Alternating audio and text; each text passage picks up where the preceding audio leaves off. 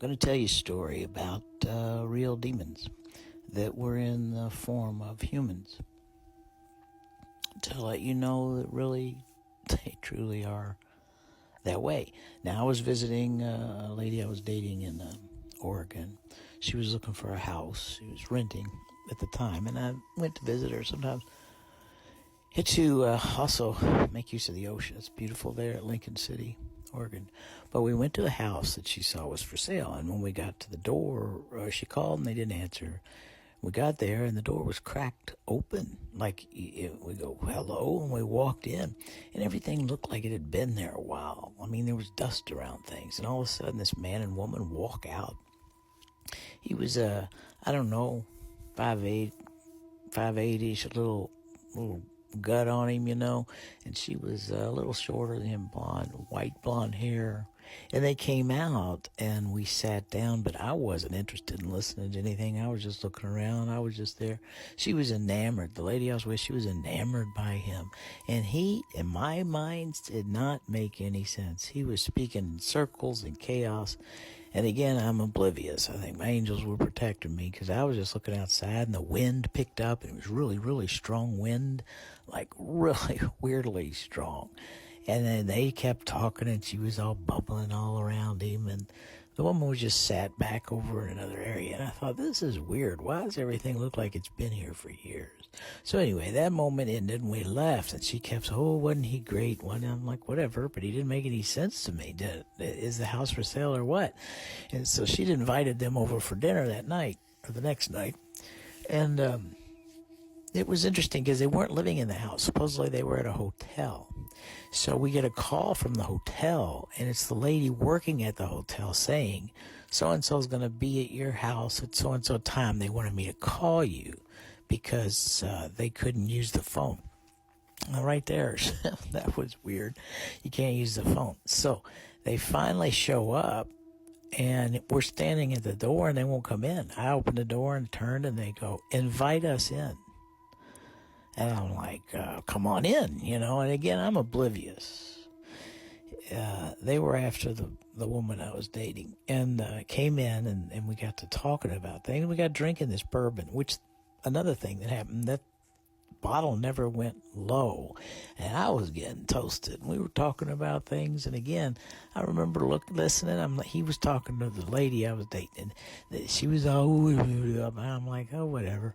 And none of it made any sense. It was double talk and chaos. And then he mentioned 9/11. What happened with the Twin Towers, and he stopped and he put his head back and he goes, oh, we got a lot on that day. And I thought, what? What do you mean you got a lot? So then they weren't getting very toasted, and I was really toasted. Again, just oblivious to anything evil. And he had to get up supposedly to go to the bathroom, but what we later found out is he put little things here and there in her house, like I guess a way for him to come to that place. I don't know how that works. But, guys, he got off the stool, right? And he walked over and he fell down. And he bounced like he was this round. So like he was this balloon thing. Like he bounced, and somehow he got up. He kind of like pushed a little and floated up. Again, I was a little drunk. But I was being kept protected because I was just oblivious. Finally, I was talking to the lady, and we got talking about sex, I think. It was so strange. And her eyes were flipping from silver to black, from silver to black. And I'm just looking at her eyes going, what's wrong with this woman's eyes? And I said, yeah, I dated this one lady, and we got a little crazy on the beach. And she said, yeah, I know, I was there. And I thought, what do you mean you were there? So I figured she was maybe a lust demon or something. You guys can scroll on by if you don't want to hear anymore.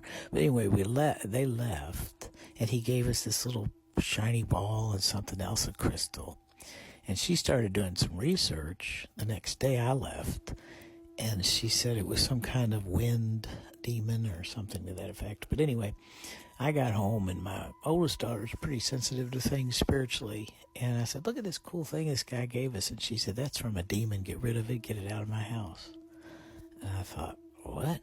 And then the lady I was seeing, she called and said, did anything happen to you? And she said she was pushed, dragged up the wall, and held against the wall. And excuse me, I went out and threw on the way to work once, I just threw those things out in the street. I never was bothered by them. I was protected by God, I think, and they were just after her. But yeah, she looked up and found out the type of demons they were, which I'm not going to talk about that. But they truly are around, and little people. When I forgot. When he went into his car, they were leaving, I walked out with him. He got in the truck and opened his door. He got in, and I closed the door on his leg accidentally. And I was like, oh, I'm sorry, because I was drunk. And it just bounced back, and he had to grab his leg and pull it up. I'm telling you, it's a weird moment. It really happened. So be aware, and God will protect you, obviously, because I was oblivious. And to this day, I thought, well, I need to tell people. They do come around, angels among us as far as, and also the other things. So you truly have to invite them in, which is why I don't like a welcome mat in front of my door. I could say welcome except vampires, but no. Watch out what you do. I mean, there's a whole world going on around us. So just keep God front and center. And angels will take care of you. God bless you.